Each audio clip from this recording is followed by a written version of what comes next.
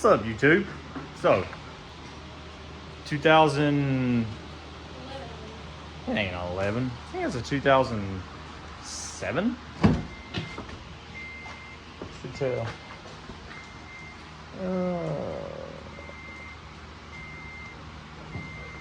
06, probably a 07 because it's 08, 06. So, 07 FJ Cruiser. We are doing front end suspension parts. Let me show you. This thing's got some miles on it.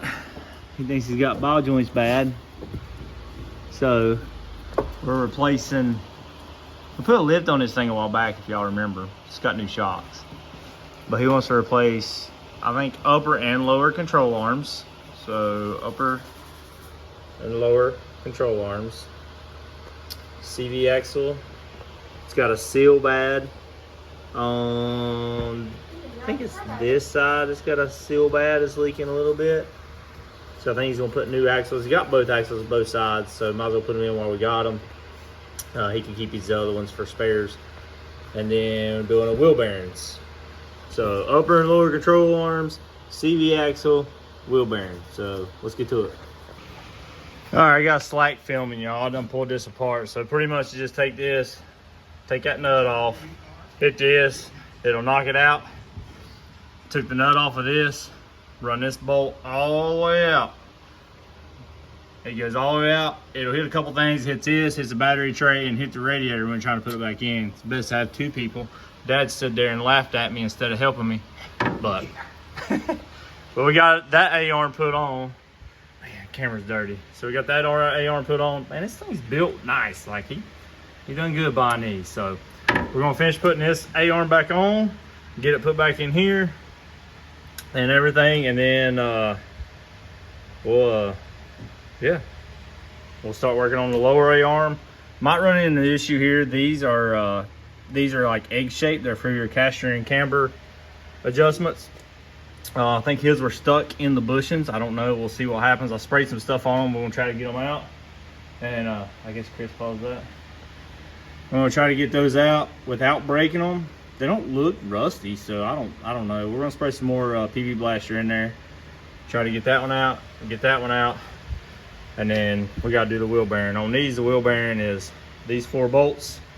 And this thing prods out the front. Of course, we gotta take this off to get the axle out because he's got new axles too. I need to ask if he wants to put them in, but the only thing I want to ask him, I think I'm just gonna do it because we got this far apart. He's got them, might as well put them in. And it looks like it's been in here for a long time, so it's probably due. Yeah, it's got a little slop in it, so we'll go ahead and put the axles in. I ain't gonna call him. I gotta get that shock bolt the rest of the way out. But get in there, let's get to it. All right, y'all, so we got the wheel bearing off. It's got a seal in here. We gotta pop that seal out. It goes in from the back side, so we'll pop it out from here once we get the axle out. So once again, we gotta get up underneath, pry that axle out. And I think he said something about that seal might be leaking, so we're gonna take a look at that, because if it is, we'll have to get one for him, put this back together all the way. But this wheel bearing, just a little trick, a little tip I did anyway, might help you, is this just sits in there, but as you can see in here, it's all grimy and gritty and stuff. So what I did is when I went to take this apart, this bolt, if it's lined up,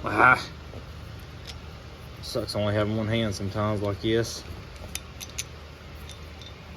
but if you can get the head of that bolt lined up on those, you usually have one there and it'll line up on that one, so they give you 2 and they're crisscross from each other. So what I've done is you got that much more left. This will work kind of like a press or a puller. I don't know which way you want to look at it, but when you screw this out, it pushes on this and pushes this out some, so you can get it out. At least get it started to come out. Just be careful, don't try it too much, because if it could mess the threads up. But that's the way I got that one out. I didn't have no issues, and this thing's got quite a few miles on it. I don't know if Andrew wants everybody to know how many miles is on it. If he does, he can comment below. But I don't know. I'm sure it's probably had wheel bearings, but those have been in there for a while, as you can see. So that's how I got that one out. All right, y'all, we're back working on this FJ. I'm gonna be quick about talking, try to talk kind of loud, talk over the radio. So let me show you what we done. These camber bolts are bad to lock up. I got that one out. I didn't get this one out, so I had to cut them off. Andrew got new bolts, put new bolts in. Now we're gonna put this new seal in back here in the back and get it to where this thing don't leak anymore, because it was leaking. I cleaned it up, pull this seal out, get it in. So usually what I'll do to get these seals out is they're rigid, they're hard around the outside. So I'll take a screwdriver, put up in there in the ledge, hammer it in, and I'll bend that seal. When I do, you can just take that thing and it'll get looser. You can work its way out. So then you want to clean this inside up. Look at that. You want to clean that up, and once you get that cleaned up, you want to get that seal in there and make sure you get it back and get it nice and tight in there and everything. So let's get that other seal in. All right, so get this seal in, just get in there, hold the top, stop tapping the bottom, and then I tap it around all the way around to get it in there nice and flush. Let's put the axle in. Also replacing the sway bar end links. This one come off good. This side I had to cut the bolt off of, but we got new ones, so we're good to go. We'll put it on. All right, y'all, so we got, oh crap. We got that in, put this back on, run that down, set this in, put the Carter pin in, got the sway bar end link down. So now, let me show you what we gotta do. See that little T-piece right there on the bottom? We got to get that off that ball joint, put it on this one, bring that up, put the shock on, put that onto that, be good to go, tighten everything up. All right, it's back together. And these are pretty awesome. They are greasable fittings.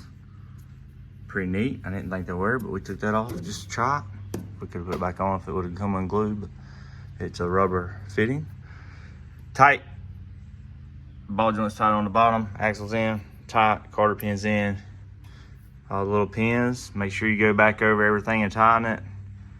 We tightened those up, and on these what I did is they don't have a mark on them. He's gonna have to go have his thing lined up anyway, because we can't do it here. But we went by, I took pictures of this one and that one up there at the angle that they were on, about the position. Try to get them fairly close. It's probably still way off, but it's not like just sticking them in and letting it go. Like, it'll be somewhat close to where maybe he can drive it and get it lined up. If not, we'll put it on a trailer and haul it somewhere. But, or we'll string it or something, get it close to where he can drive it. But I think it'll be close enough for him to drive it. It's all in. This thing's dust shield's rubbing, so I'm gonna have to figure out where that's at and fix it real fast. But here you go, y'all. Now we're gonna do the other side.